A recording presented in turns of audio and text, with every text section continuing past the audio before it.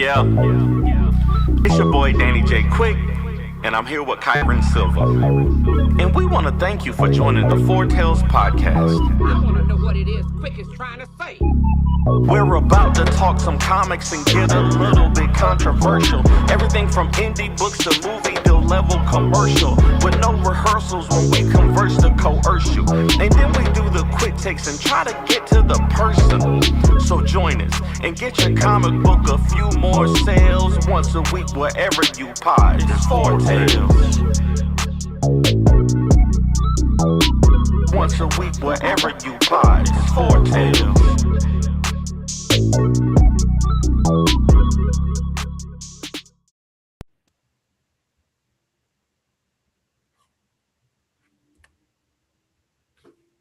I can't hear you. What? I couldn't hear you. You can't hear me at all? I can hear you now. But whatever you were saying before, I could not hear. But you can hear me okay now? I can hear you now. Everything you said after what I could hear. All right. Just in case, we're going to start this over again.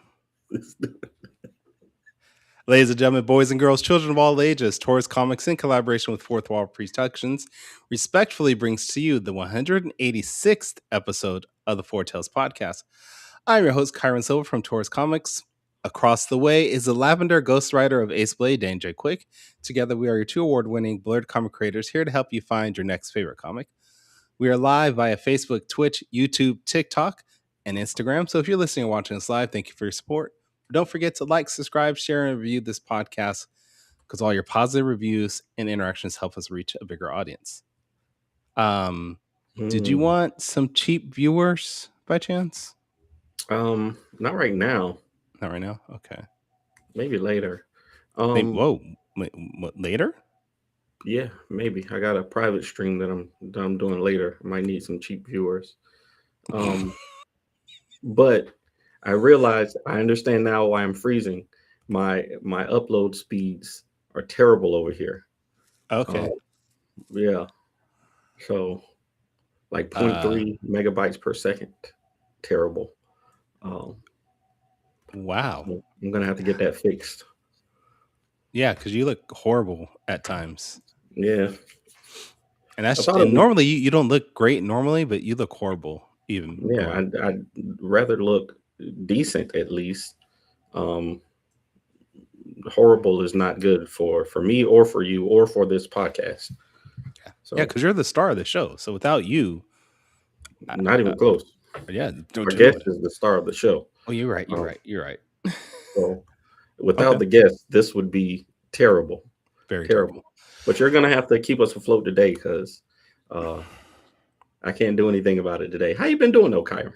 I'm all right, man. I'm all right. I can't complain.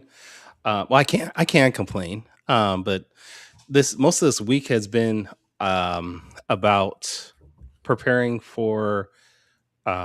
We have a family event tomorrow on my wife's side. We're expected to have like 400 people at this event. Oh, wow. Yeah, I know. So it's been very hectic running around and getting everything together. I mean, we as a group, because all of us are putting this together, I think we are spending about 5 digits on this one ceremony. Yeah. So is it a wedding?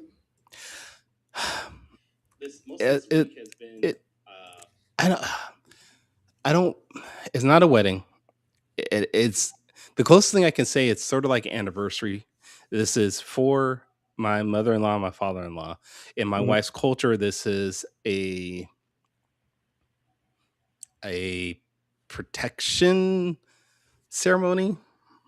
Okay. That's the best way I could put it. Basically, what we're doing is we are remembering them and just thanking them for what they've done over the years. But in their culture, this is also a way for them to protect them from spiritual dangers. I'm not the best at explaining these things, which is why I have not put it into Saw yet until I can really understand it. But yeah, that's basically what it is. other thing I've been working on, which I just wanted to finish this up right now, that as of today, the final page about Ballad of the Black Rose issue 3 has been penciled, and I There just we go. uploaded. That's what I'm talking about. So I'd now love it's to on hear the. that. Yeah, I know. I think it's been like a month and a half, right? Yeah, you are killing it. Killing it. So now I just gotta go in and ink it and do all that good stuff. But yeah, I'm all right. How about you? I'm doing all right. What do you think? Do you think penciling or inking takes longer, or is it about the same? Um, okay, so it depends. If I'm inking my own work, inking is gonna take longer because of the way I pencil. I do a lot of details in my pencil work, but if I know I'm going to be inking it, I will Mhm, leave things very loose at times, just because I know mhm. I'm going back there and I understand what I'm seeing. Um, so I think for me, inking takes longer. Yeah. Hey. Well, I'm just happy that you're doing it, and I'm glad that we decided ahead of time this time that you were going to be doing it because we were uncertain with the first two issues. So, shout out to Kyra, everybody. Thank you, thank you. Um, but yeah, to answer your other question, I've been doing all right, Yeah. making some changes for the positive, and I realized that I need a new car, so that's another thing that I'm stressed about right now. But other than that, I'm good to go. Well, Um, you've talked about a lot of things you need that's new in your household, in your life. So yeah, I don't know how you're gonna fit a car into this budget. me either. But I definitely am gonna need one soon. I already can tell. Okay. But on the comics front, things have been going good, and I'm hoping that our guest has been doing awesome also. So, Child's Play Games and Geekery, a graduate of University of North Texas, I believe, and Wow. the other Doing half your of research. Child's Play Games is in the building. A graduate? Yes, no, Yes, yes. Uh-huh. yes. University of Um, North uh, Texas, you got it right. Yep. Sarah Childs, welcome to the Foretales podcast. Thank you for being here. Oh, thanks for having me. We talked to Joe once or twice, and we're happy to have you on. So, would you, if for anybody who's not familiar with you and your husband's work, would you just give us a quick background and tell us why you're here today? Sure. So I am the official owner of Child's Play Games and Geekery. Child's Play Comics is kind of like the subdivision of that. Um, and my husband and I create comics together, but we have also friends that work with us on some of the lines as well, the comic book lines. We have been creating comics for about 5 years now.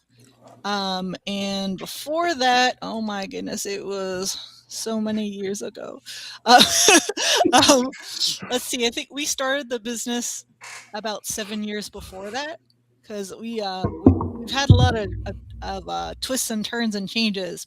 Like, we started as a retailer and we were selling games Mhm. at conventions, Mhm. and board games. Board gaming is kind of my thing. Um, and then after a couple of years, we got a storefront, and we would sell games, and then also got the comics at that point. And I would run a lot of events for gaming and just organize gameplay, all kinds of even community events, all kinds of stuff. And then eerily close to before the pandemic, we ended up selling our retail. Like, we did a retail sale, so we kept the name, but we sold all our inventory and such, and had someone else take over our lease in the building. Hmm. Um, because we were both still working full-time jobs at the same time, and then we would go to the store and run it after, Mm. and we were just running ourselves ragged, especially Joe. So Joe ended up we ended up going to the emergency room because Joe had like um, a stress induced like anxiety, like a physical anxiety kind of thing. Oh my Wow. goodness. Yeah. So I had already been telling him like, this is too much. We're doing too much, and then he decided to listen when that happened. So, I'm glad. Took a stress-induced anxiety attack for. Sometimes us husbands, it takes us almost dying to listen to people about our health specifically. So I'm sorry that it took that, because I'm sure it was stressful for you also. But hopefully now, he works on that, work-life balance. he's working on it all the time. You mentioned something, how you started, the pandemic was a big, turning point for you. I really want somebody to go back and do like a documentary or something about the explosion of comic books because of the pandemic. Because it does seem like, and we had so much time and everybody's like, what? I don't know if the world's going to end. Let me get this idea out of my head before we finally die. There has to be something that we as a community have to do, to just go back and say, what besides the pandemic itself gave you the courage to really do this? Oh yeah, that's a great question. It at the beginning of the business, we always had like this idea to make a comic out of our mascot, who's Malia Mayhem was the mascot of our store. And we had like a one-page origin made for her a long time ago. But it wasn't until the pandemic, that we first we did our sale and everything, and then the pandemic hit, and I was pregnant during the pandemic.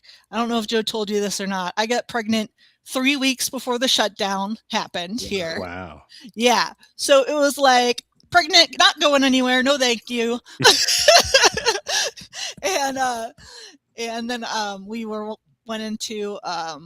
we just started working on the comics at that point, because we were stuck in the house, and we were like, we got to do something, because we're not able to do retail sale for games anymore. Like, you pretty much have to have a storefront to get retailers to work with you and stuff.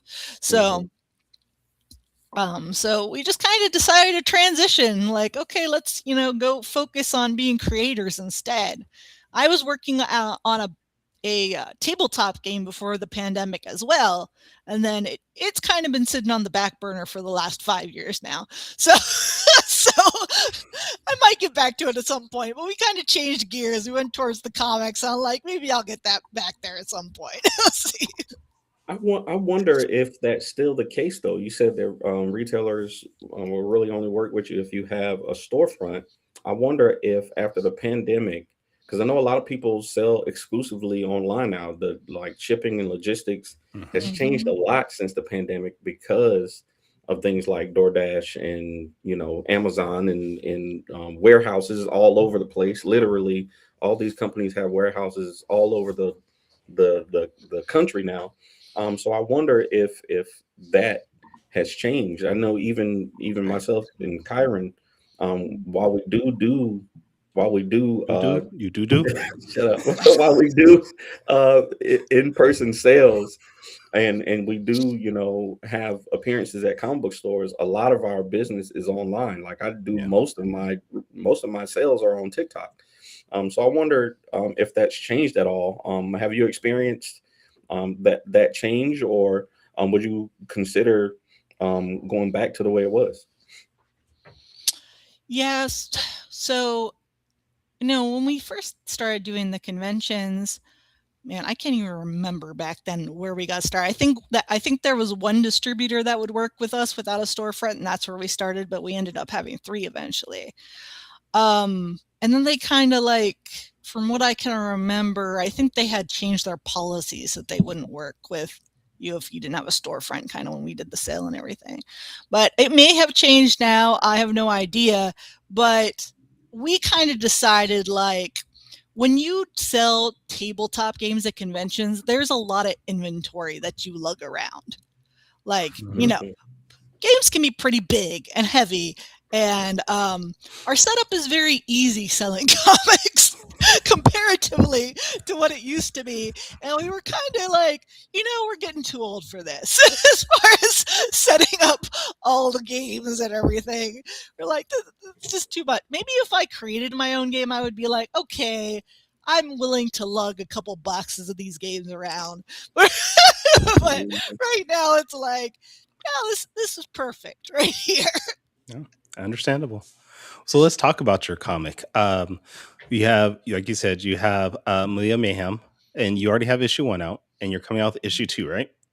Yep, we have an issue 0 and an issue 1, and this right. is going to be issue 2. Yeah. Great. So what are we building on from issue 0 and 1 with issue 2 coming out? So pretty much the introduction of the character is the 9-year-old girl called Malia Mayhem, and she loves conventions, and she kind of encounters like a magical D20 at a convention, and it ends up sucking her into what we call the Tabletopian realm, which is basically like a collection of different board game lands. She finds she has been brought into the world by a mysterious character called the Game Master. And there is a nemesis called the Troll who is basically wreaking havoc on the games, and it's affecting the real world. So people are getting very frustrated with gameplay in the real world and don't know why things are going wrong, kind of. So that's the premise, and she has visited a couple worlds so far and kind of like try to diversify a little bit. So like the first one was like role-playing game, like Dungeons and Dragons kind of theme thing. And then the second one was more of a resource management game. And this third one we're going into is like based on kaiju battles. So it was inspired by the game The King of Tokyo. Okay. So this world has a bunch of kaijus like all over the place, and Malia actually ends up meeting some other characters that she's normally like kind of like the hero character on her own, but now this world actually has some established heroes already in it that she meets, but because it's there are kaiju monsters regularly, so they already have like kind of an assembled force against there. But for some reason, the kaijus have just like the amount of kaijus coming up has gone up unexpectedly lately. That if you were playing the game, all of a sudden they're just everywhere. And sound like cockroaches. yeah, it's like unexpected amount of kaiju, so they're kind of like, well, we can't handle this anymore, and that's where Malia comes in. Okay. At least not by themselves. Right. I love, so one of the, I think when I talked to Joe, when I was looking at Malia the first time, I remember like my biggest takeaway being, I always tell my kids, don't touch things that don't belong to you, especially like at conventions. And that page of her like looking up at the D20, like, ooh, what's that? And then grabbing it. It's just like, that's a life lesson. Yeah, not suspicious at all. An empty table at a con with nobody working it whatsoever. There's like a little statuesque hand here holding a D20 with nothing else on the table. It's like magically glowing right here. Glowing, yeah, like yeah, this that don't belong to you. Now you're subject to this magical world, and you got to fight kaiju and all kinds of stuff. I know that that might not have been intentional to have that lesson in there, but what are some of the things that people have picked up along the way reading these stories? Are there strange things like that people have observed with this kid being drugged into this game? Well, let's see. What have I heard about so far? I think that's actually something that hadn't been brought up to me before about the lesson. I hadn't thought about that one before. But Trying to Well, I think. mean, just different perspectives on this, because Malia being put in these different worlds. Mhm. I'm traditionally a superhero guy, so seeing her uh, in what was the other title? What's the other title with the lady with the rifle? What's that one? Hero, how to hunt a hero. Oh, that How to yeah. Hunt a Hero. Yeah. So seeing the other titles like that, and having Malia kind of deal with different things, I think that can open you up into different worlds. He said we had one friend thinking that Malia is dead and that this is the afterlife. Oh my Wait, goodness! is Malia just another extension of Lost? Is that what we're saying? Is that On what's the going on? island. Oh, that's an interesting theory that Joe had not shared with me. That's one of our friends thought that. Oh, wow. See, that's why he's here watching. He's like, "But Sarah, I know what one of our friends said." I think that she is a very unconventional hero, so to speak, because she's just kind of this little girl that got thrown into this world. But for her, it's like she wanted this. She's like, "Oh my gosh, I've been waiting for this all my life." Mm-hmm. You never suppose you're going to get sucked into a board game world, but she's. I guess for a kid, like kids have these active imaginations. Like if my 10-year-old, my 10-year-old, something like this happened, she probably would be like, "Oh, this is something I've seen on TV." I could imagine being sucked into My Little Pony or some adventure like Adventure Time or whatever, and going on these crazy adventures. It wouldn't be crazy to her, like you said. So that makes sense. I like that perspective a lot. Yeah, it's more of a thrilling experience for her, and I'm sure different children feel differently about it. But whenever you see the character, I think some kids that are really into tabletop games would be like, "Oh man, that's cool. Like, I wish I could do that and go into this tabletop game because can't do that in real life." Right. That's kind of what comics and stories are about, taking you somewhere you can't go in real life. Brad Arney in the chat said Malia Mayhem has been fun. So that's always great to see. What are some of the reactions that people get after reading issues 0 and 1? Well, I think we get kids because we do repeat conventions, Okay. So it's really nice. Sometimes we get kids coming and looking for the next issue, which is a really cool thing to see, because they'll be like, "Oh, we saw you here, last year. Do you have the next one?" Right now, this one is in the pre-order or the pre-release kind of phase, right now. So the recent conventions we went to, some kids were asking, and we had to be like, "Well, if you want to pre-order it, can you get your parents over here? We can have a pre-order for you, and we'll mail it to you because it's not here yet, almost."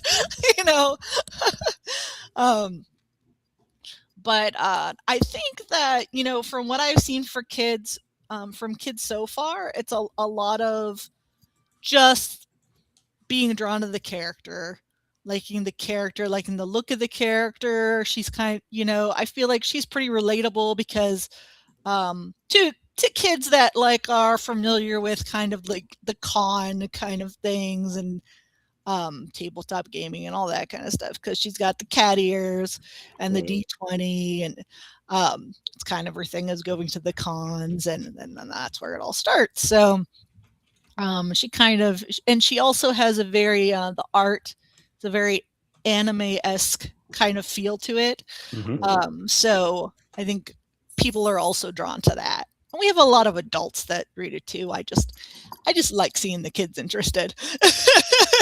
I assume the artwork, the art style, that was intentional, going that anime kids look when you first started creating it. Yeah, actually, if you want the long story, we actually had a different artist originally. Yeah, and it was kind of like there was some unfortunate timing of events in his life that he ended up not being able to finish kind of on the timeline, and we extended it even, and it's still you just couldn't catch up. And so we ended up paying for the amount that was done at that point, and we used it for like a preview issue. And kind of like some background, special background edition stuff of like how it started. But the art style of the character has evolved because of that. But we were actually really happy with where it ended up. It didn't originally have the same anime feel that it does now, but we like it better this way. So it ended up going in a direction that we liked, even though we didn't plan on it initially going that way. That happens. Yeah, that is the thing that happens in comics. You run into roadblocks and you adjust, and then you're like, oh wait, this is actually better. It doesn't always work out that way, though. It doesn't always work out that way. But I was gonna say, having the kids, anxious to get the next issue is a good thing. But we know in indie comics sometimes those production times aren't as quick as we would like them. Even 6 months later, a year later, you might not have that next issue. So what do y'all do to keep people engaged in between that time? Is it just the other titles? Like I see Team Force looks really cool. Like that title looks really cool. Yeah, Teen Strike. Team Strike. Yeah, Team Strike. I'm sorry. That's all right. That one looks pretty cool, but is that what you're leaning on to try to keep people engaged in between those issues, or do you have like mini comics or anything like that?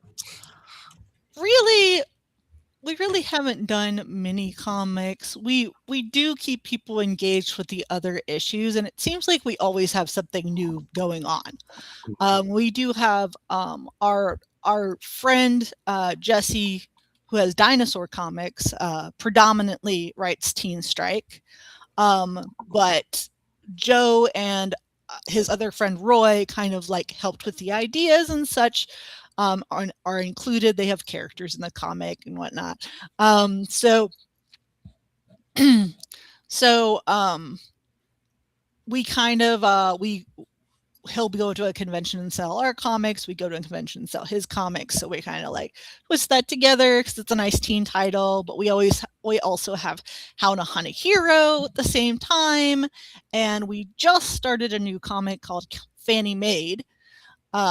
Interdimensional Fighter, and it only has an appetizer issue so far, which she's a maid, so it's kind of appetizer issue,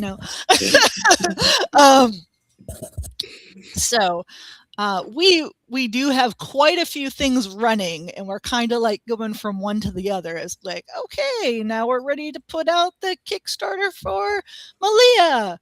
Okay, now we're going to put out the Kickstarter for this one over here, and we try to keep all the wheels turning. Right, you got a bunch of plates spinning at the same time. We know the struggle. We definitely know the struggle. Go ahead, Kyron. Well, I was just going to ask, because you mentioned the Kickstarter. You do have the pre-launch page up, which I put in the comments for anybody that's watching live. But what can we expect as far as rewards and offers with this Kickstarter? Oh, that's a great question, and I'm going to be very honest and say that Joe is the expert of this question because he's the one that puts together all the Kickstarters. But one thing that we do always offer is we always do some kind of package with our past issues and such, so people can get them all if they don't have the originals yet. We usually do some special design artist covers. I don't think we have any preview art for that yet, but I know that that's something that Joe has been working on and telling me about. Because Danny was mentioning to me he would love to do a cover. Well, I would absolutely love to. I'm going to push you to Joe. Hear that, Joe? You're in charge of this. If I can do, I'm the delegator.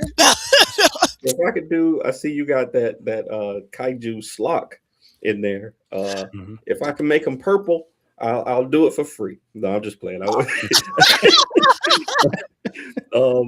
I think this is really cool. Like I said, I love indie comics and love the behind the scenes of publishing. And I love seeing that creators, get their work out there in different ways. So Malia is so fun, and I'm looking forward to this too. I love the idea of kaijus. I want to see Battle Suit Malia. She kind of has a Mega Man vibe in there. I think that's really cool. So Oh yeah, um, for All sure. right. Joe said we can expect stickers, swag, Malia's first holographic cover, possible acrylic standee. Okay. Oh okay. yeah, he has been talking about that one. All right. Like it's all coming back to me now. So cool. All right. Yeah. Well, So do we I have got a? one more question before we go to quick takes. So the teaser comic that you were talking about, or the what did you call it for the main Appetizer. the Appetizer? appetizer Yeah. comic? Do you primarily distribute that digitally, or are you printing like the 8-page story and selling them for a lower price, or are you giving them out? How are you planning on getting that one out to people? We are selling the appetizer issue. We have physical copies of it that we're selling. Generally, what happens is we keep the inventory up on our website when we are not actively at a con at the time, because when we're at the con, the inventory is with us. Mhm. And we always have digital options for our comics for sale on our website as well. Awesome. Awesome. Okay. Kyron, you got anything else before we go to quick takes? I do. So we have the Kickstarter page, the pre-launch page up. When can we expect it to actually launch? Oh my gosh. Oh my gosh. I know this is Joe's thing, Joe? but okay. Where are you, Joe? Joe should have listed this information for me. He should have known this was coming. Well, see, Joe didn't know what we were going to ask, so that I would know, just it's defeat the true. whole purpose if we gave you all the questions. Yeah. It's true. It's true. No, that's all right. Well, I'm sure he'll answer in the comments. Yeah, I'm sure he's like Um, working on it right now. And that's why we have everybody go to the Kickstarter link, get notified by signing up for the pre-launch, and then That's they get right. the So email when it launched. Everybody will know when There it you go. launches together. Yeah, exactly. So Exactly. all you have to do is press the notify button, right? Yeah. There you go. It's gonna be fine. There you go. That's awesome. But Okay. What was that? Oh, that was me. I'm sorry. Okay. Kyron, I'm ready when you are. I don't know why I don't even have the tab open, and it's sorry, I'm sending me laughing at notifications. you. Comics is currently being drawn, so we're at the mercy of the artist now. That Oh. is another common theme of indie comics. But Damn artists. if you find you find a good one, you got to stick with them. I'm telling you, Yeah, you our find those artist good is ones, you got to stick with them and keep supporting them and keep paying them, because they are a good artist. Is hard to find. I'll tell you that. Yeah, and we love our artist, and she does a Yeah. great job. She's from Chile, which is Awesome. pretty cool, I think. So, Yeah. All right, Danny, you ready? All right, Kyron, I'm ready for quick takes if you are.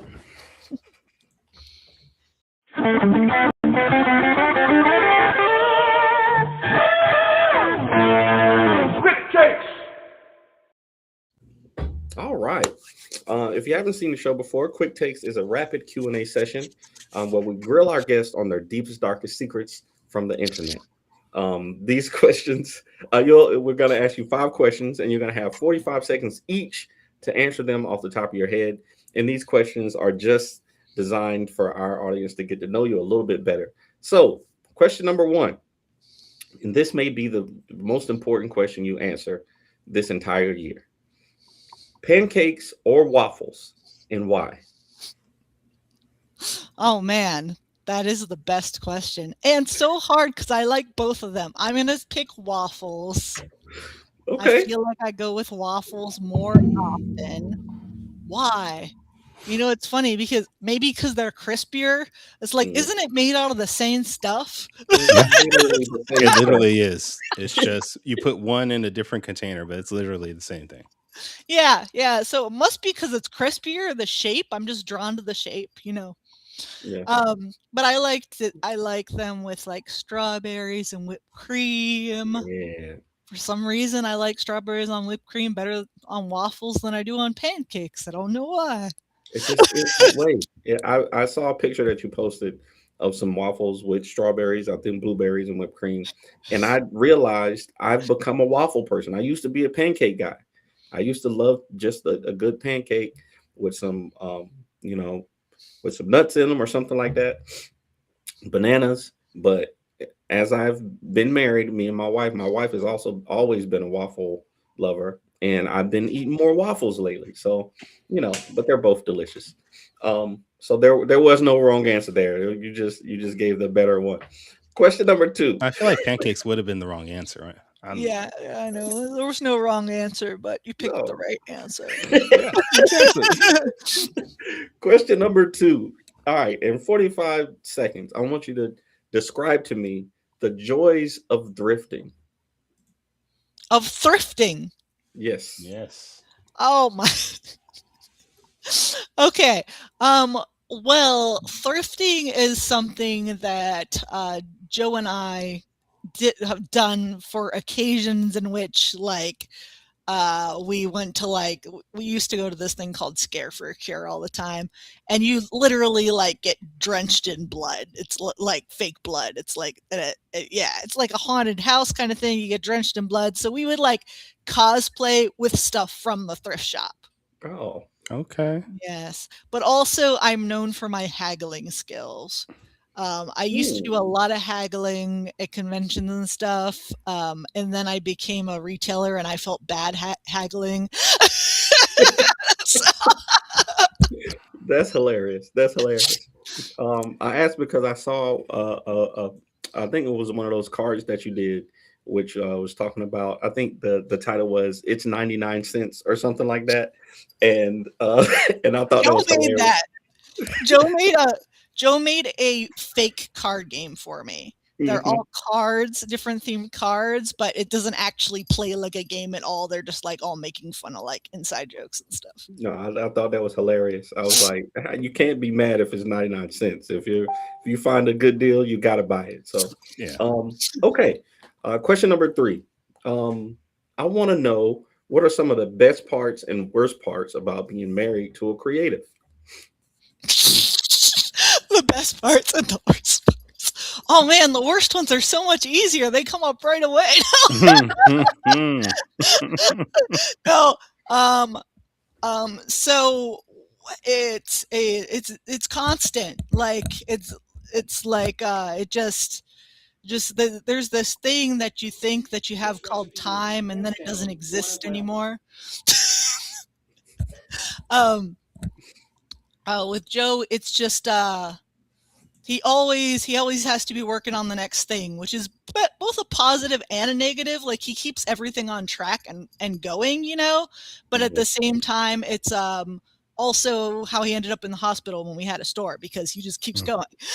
There has to be a balance. There it is. That's a positive and a negative, right in the same thing. I definitely can relate for sure. Okay. Question number 4. If you could only do one of these things for the rest of your life, would you pick painting or axe throwing, and why? Oh, 100% painting. I've done axe throwing. I've tried it, but it's I've done it to try it a couple times. But first of all, it's expensive. Any place I see it, it's always expensive. And then paint can be expensive too now. Seriously. Yeah, that's true. That's true. Except if you're me, because I have the same paint I did 10 years ago. So you're a good haggler. Yeah. Categorically cheap, good haggler. This paint still works. It's fine. But yeah, I don't have good upper body strength either. So it's axe throwing is more of a chore than it is an enjoyment. Okay. I can understand that. All right. Okay. And question number 5. We like to do a top 5 list For question number 5. Is Top 5 Live coming back? In honor of Top 5 Live coming back soon, we're gonna keep is that a thing? Like, we're for sure Top 5 Live is coming back. That's what I've heard. I can only say what I've heard, that Top 5 Live is coming back soon. So I want to know your top 5 holidays. Oh, there are more than 5 of those? No, just kidding. Okay. Only 2 good ones, really. I know, right? Well, I'm really going to be struggling with those last couple. So the first one is definitely Christmas for me. Okay. I love both giving and receiving gifts, so it is a very fun time for me. And let's see. The second one I would say is Halloween, because with the little boy now, we are just like hitting up all the trunk or treats we can find throughout the season, and we always do costumes together. Third is Easter. I'm running out of time. I got to go faster and think of more holidays. Those are the 3 that I'm the most excited about. Those are the big 3. So no, there's 2 bigger 3. There's 2 bigger out there. Thanksgiving. Oh, man. July, New Year's Day. I totally didn't even think about Thanksgiving, but you're right. Thanksgiving is the next one. And then I'm going to steal New Year's. Okay. And we'll count that as 5. Okay. Right. I was thinking of other ones that were not as good as those. Mother's Day. No, sorry. Oh, Mother's Day. Today is a good one, too. Father's Day doesn't yet count at all. Father's Day never counts. Father's Day never counts. Well, thank you for doing that. This week, Quick Takes has been sponsored by 5 Star Comic Con. We are 92 days away from 5 Star Comic Con on June 20th and 21st. Kyron and I will be in the building. We're planning on doing maybe a basketball game and some panels there. We're gonna have a good time. So y'all, where is this at? 5 Star This is in Dayton. This is Dayton, Ohio, at the Dayton Convention Center, June 20th and 21st, 2026. 92 days away. I still have not got my plane ticket to go to Dayton, Ohio. You did? I have not. Oh, I know. Well, I confirmed with my wife that she's not coming, so I'm still gonna be driving. So I at least did that. Can you drive to California, come pick me up, and then go back to Dayton? No, I cannot. No, I cannot. No, I cannot, Kyron. Back to over to you, Kyron. Take it over. All right, Sarah, we appreciate you being on. This has been fun and enjoyable, but we do want to make sure our audience follows you and the rest of Child's Play and the works that you guys are doing. So where are the best places online for them to do that? childsplaycomics.com is the easiest route to everything. As www.childsplaycomics.com. It's just like that. We have all of our social media links at the bottom of that page, so it literally leads everywhere else. Okay. All right. Danny? And of course, the pre-release page, because everybody's got to go to the pre-release page. There you go. That's more important than anything at this moment. You guys need to go to the Kickstarter, get notified when the launch is, because that's more important than anything. That's right. All right, Danny, what about you? Where can people catch? Where can people catch you, Danny? Yes, the best place to find me is fourthwallpros.com. And if you want to find me on social media, it's at the Ace Blade on all social media platforms. Kyron, where can people find you, sir? You can find me at tourscomics.com. I am at all social media platforms at tourscomics. And if this is the first time you ever checked out our podcast, you can go to our website, fourtailspodcast.com. You can listen to our previous episodes. You can buy some merchandise there, support us. You can see Danny's halo from Chuck Norris above him. I don't know what he's doing right now. But join us next week where we are going to have Greg Burnham here with possibly Marcus Williams to talk about Tuskegee Heirs and their series. But until next time, everybody, sayonara, goodbye, and please take care of yourselves. Music provided by my brother, Quix Made It. Find him online in YouTube, Instagram, and SoundCloud. I want to know what it is Quick is trying to say.